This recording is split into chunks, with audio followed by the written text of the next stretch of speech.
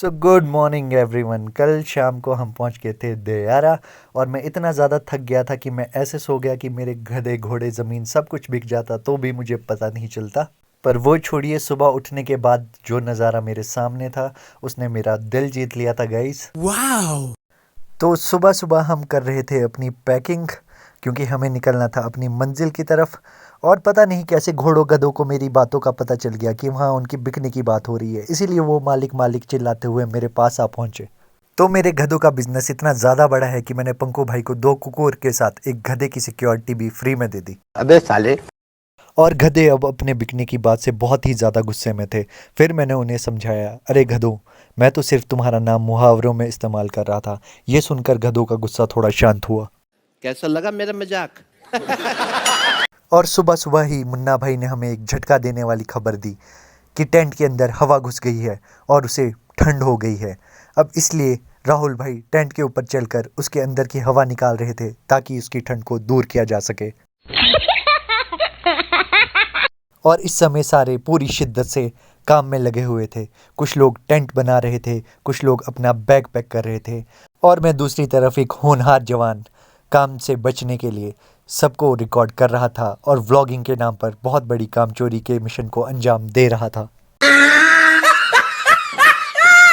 सुबह सुबह ही मैंने बहुत तेज़ बादलों में चश्मा पहन दिया था और फिर अपनी बेइज्जती के डर से थोड़ी देर के बाद वो चश्मा उतार भी दिया था।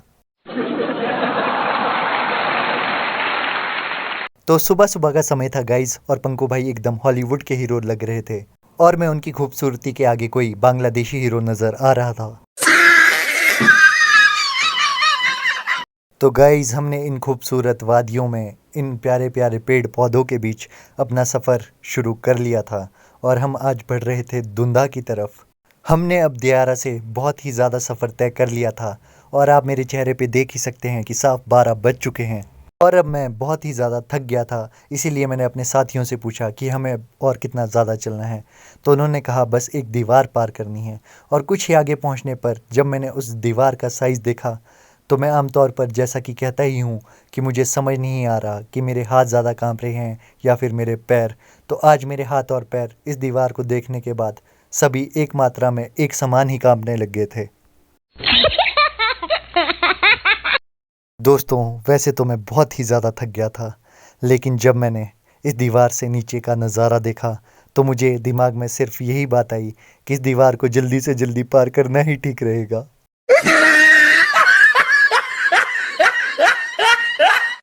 तो मैंने वैसे तो डर के बारे में बहुत ही सारी बातें सुनी थी कि इंसान डर में कुछ भी कर सकता है, लेकिन आज मैंने ये बात खुद भी महसूस की, क्योंकि जब मैं इस दीवार पर चलते हुए नीचे की तरफ देख रहा था तो मेरी बेजान टांगे न जाने कैसे खुद ब खुद आगे की तरफ दौड़ते हुए बढ़ रही थी।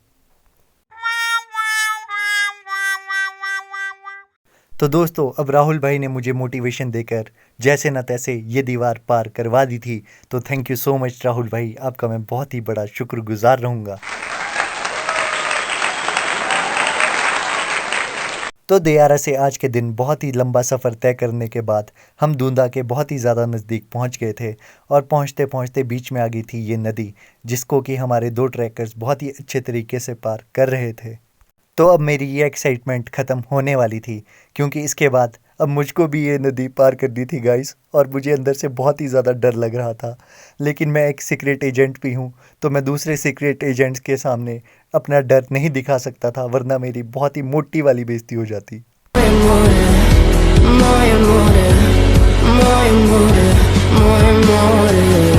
तो मैंने अब अपने अंदर अपने पिछले सारे जन्म की हिम्मत जुटाई और मैं इस नदी में आगे बढ़ गया।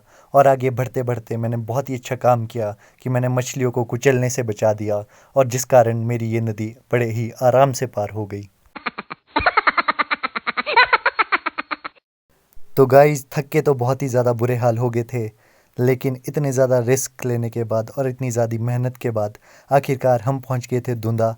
और यहाँ पहुंचने के बाद नज़ारा कुछ इस तरीके का था गाइस।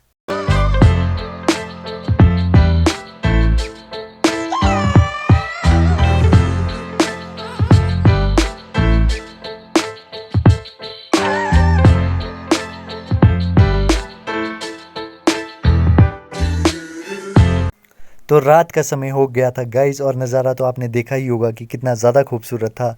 और अब हम अपनी पेट पूजा कर रहे थे और पंकु भाई पनीर के स्वाद ले रहे थे। और इससे पहले हमने अभी कॉफ़ी बनाई थी, तो मैंने चाचू से पूछा कि कॉफ़ी में नमक कैसा था, और उन्होंने कहा बहुत ही शानदार।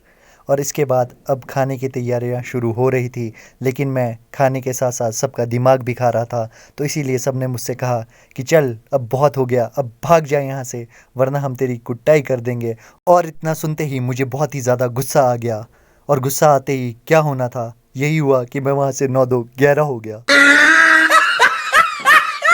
तो दोस्तों, इन वीडियोस को बनाने में बहुत ही ज़्यादा मेहनत लगी है, तो प्लीज़ प्लीज़ प्लीज़ आप लाइक करें, शेयर करें और कमेंट ज़रूर करें। मिलते हैं अपने नेक्स्ट पार्ट में।